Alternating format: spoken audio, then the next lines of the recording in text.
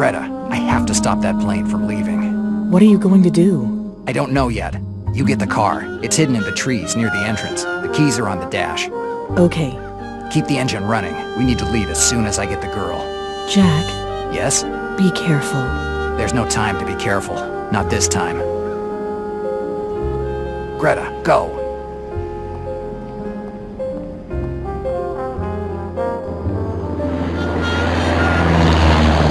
Dannazione. It's too late. It looks like you're too late, Del Nero. What are you doing here? Why aren't you on that plane? I hate traveling. I'm not the kind of guy who crosses the desert on a camel. I prefer the comfort of the big city. Moreover, had I left, I would have missed the chance to deal with you.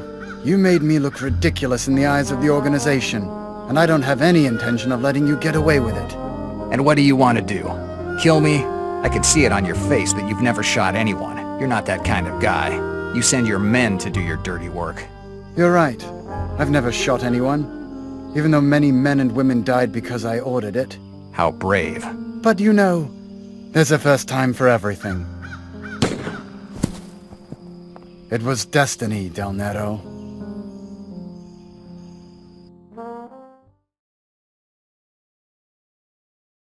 It had to be a little past 4 in the afternoon. I had just lit one of the many cigarettes that fill my days with no clients, when a middle-aged guy comes into my office with 2 caterpillars for eyebrows and a cigar hanging from his mouth. He introduces himself as Harvey Weber, the owner of Weber Company, a meat house in Larchmont. After 10 minutes of pointless chatter about his job, he gives me a photograph. Susan Weber, 20 years old, Harvey's stepdaughter. He tells me all about her carefree lifestyle, her dreams of becoming an actress, and how she hasn't come home in weeks. But how he keeps getting bills for clothes, shoes, and other things that might catch the eye of a 20-year-old girl with a well-heeled old man. Harvey, because of his divorce agreement with his ex-wife, is responsible for supporting the girl until she turns 21. So the kid decides to take advantage of her old man while she can and spend as much as possible until she turns 21. But Harvey Weber isn't one to sit on his hands, and he got his attorneys on the case. They think that if Susan were caught having an affair that her old man wouldn't know of, it could bring the evidence to court and get her cut off. Just one photograph would do it, according to Harvey. I take the job. I'll get him that photograph. The whole thing will cost him $30 a day, plus expenses, paid in advance. Harvey gives me a check for $30 and leaves my office. I cash the check, toss down something that can be called a dinner, and I'm already in Harlem. A few dollars got me a tip that Harvey Weber's kid might be around here, at the Last Heaven Hotel, to be precise.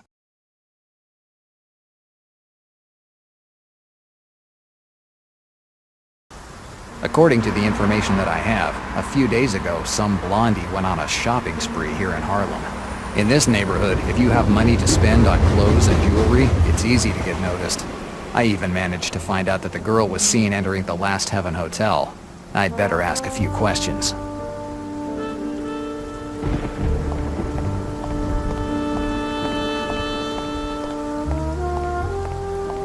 The Second Life of Miss Gray, a film by Howard Paul, starring Vivian Leight. Vivian Leight, that's the same name that Harvey Weber gave me. From what he told me, his daughter greatly admires that actress.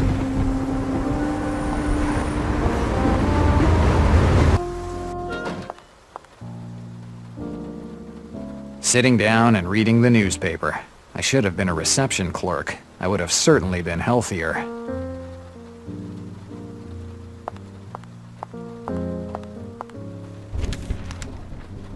Hi, do you own this place? Well, depends on who wants to know. I'm a private detective. A private detective. I guess someone has gotten himself in trouble. More or less. It's about a girl. A girl, you say? There are a lot of them here, and for a few bucks they can give you a night that will stay in your memories for a long, long time. She's not a prostitute. Susan Weber, white, medium frame, blonde hair, 20 years, and pretty enough to cause her some troubles. Have you seen her?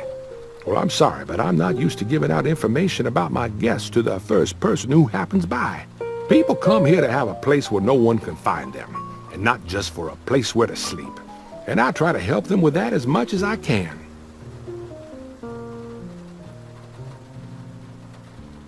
You must have a good imagination to call this hotel Last Heaven. No fantasies or sentimentalities. They're not for me. At least not anymore. This hotel belonged to my brother, Louis Fitzgerald Heaven. There were 9 of us, and he was the youngest.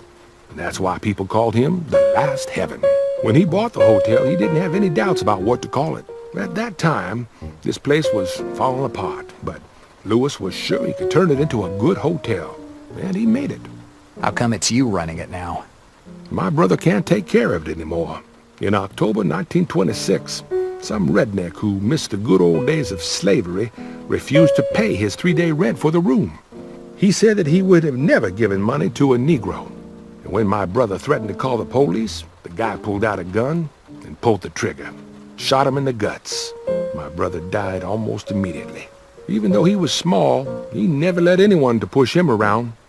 And what we all thought of as a quality eventually turned out to be what killed him. And the hotel stayed closed for years, and it was I who reopened it 5 years later, but without my brother, it wasn't the same hotel anymore. Did the police get the killer? Now, you already know the answer.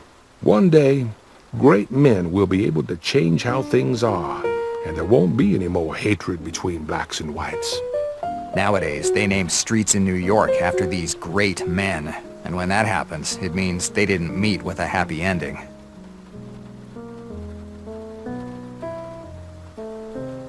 Come on, don't make a fuss. Tell me where I can find Ms. Weber.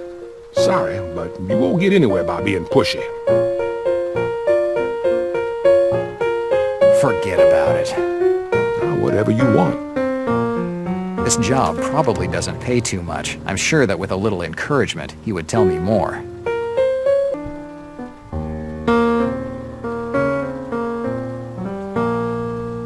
$10 should be more than enough for some information. These might make you change your mind. Money to buy information? That must be one important girl you're looking for. Enough for someone to hire me. You know, lately, a lot of people like you have come by. They ask questions, look for people. Once, this hotel was considered one of the best in Harlem. Now it's become a shelter for criminals, easy women, and people who are running away from something. All it took was a couple of years of recession to turn New York into a cesspool. I wonder where this city's going to end up. Where it always has. Nowhere. You're always headed somewhere. Good or bad, you always have a direction. The day that New York will be rotten through and through, that will be the day that the good God himself will come down to crush it. Don't count on that. I know people in this city who would manage to bribe your good God with a couple of well-aimed compliments. Son, I guess you're not a believer.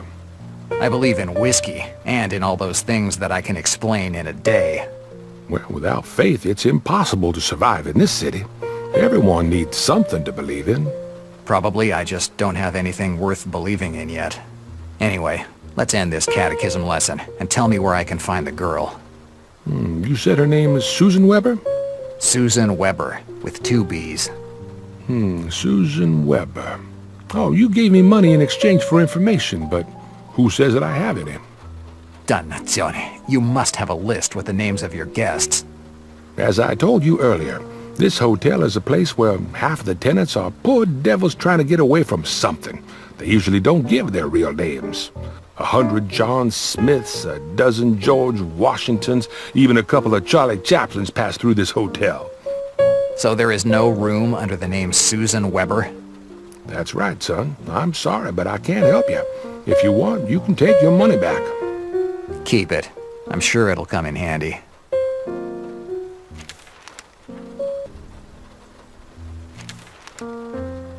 Son, what else can I do for you?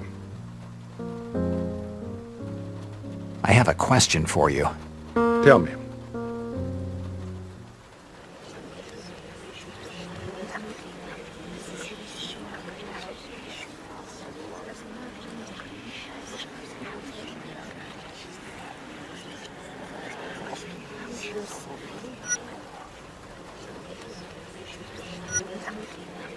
Is there a woman called Late among your guests? Late, yes, and she matches your description. White, young, and blonde. Is she the woman you're looking for? Yes. What room is she in? Room 313, third floor, end of the hallway. Thanks. I don't have anything else to ask you. Well, if you need me, I'm here.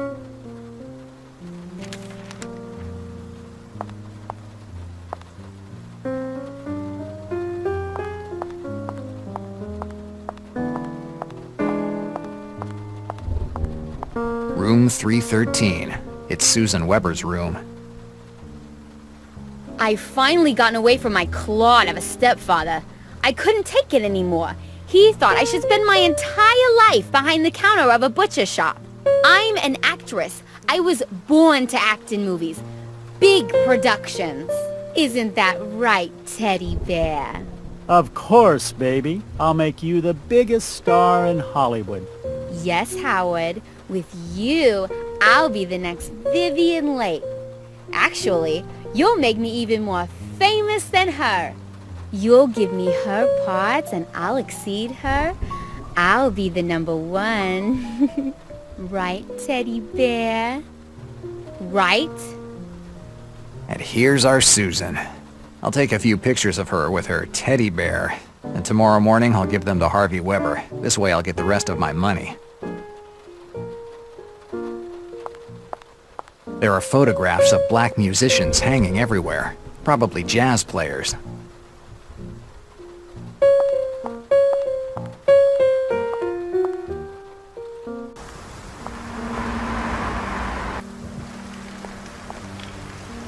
That should be Susan's hotel room window. But before doing anything, I should be sure.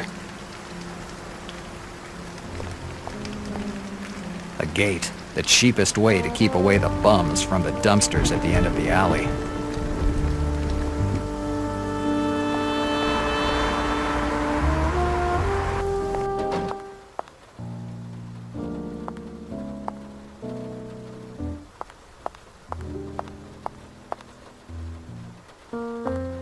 There's a little panel here.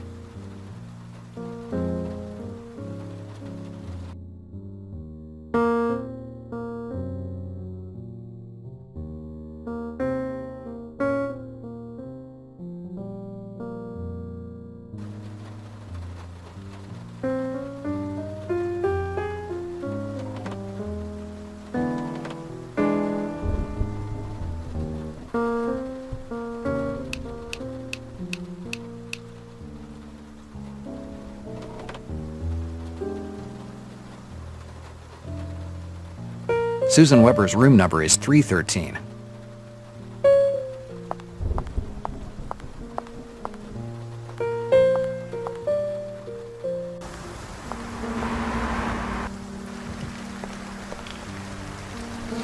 It's hot as hell in this room. One day it's cold, the next one it's hot. Tomorrow, I'm gonna give an earful to the owner of this crappy room. You don't treat a future movie star this way. Good. That must be our Susan's room.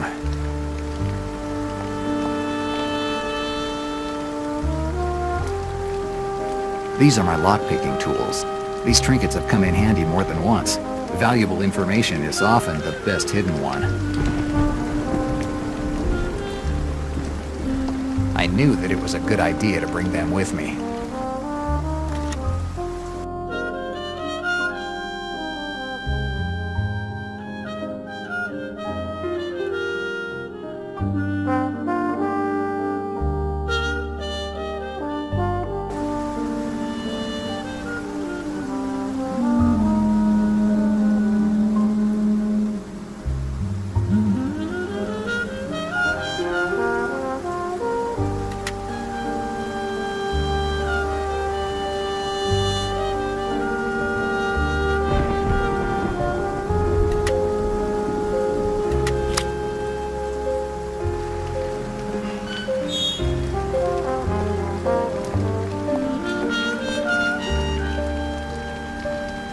It's too high for me to use it.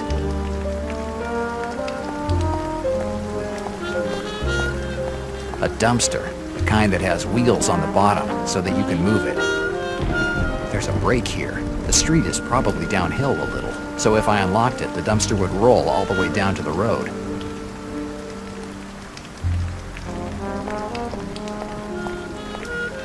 Yes, I'll take one. This bar could be helpful.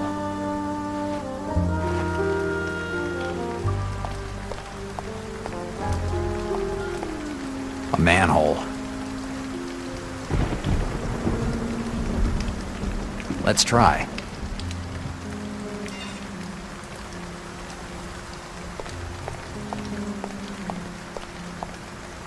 Yes, it could work.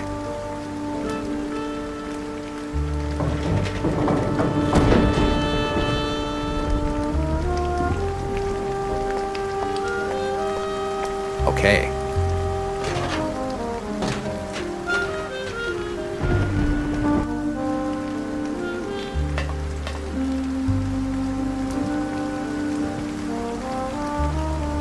Now's the time to earn my 30 bucks.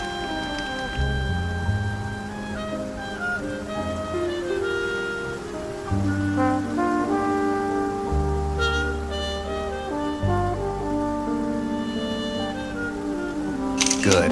This shot will work just fine. A photo of the stepdaughter necking with the first guy that promises to make her a star. This should be enough for Harvey Weber to get his lawyers involved, and it's definitely enough for me to get out of here.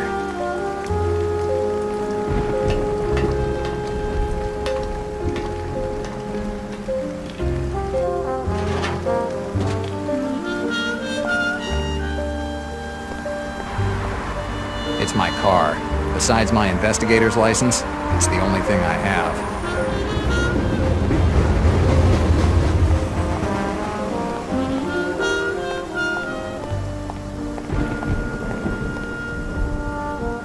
I open the door and jump into the car, ignoring how the seats are getting soaked with my wet clothes.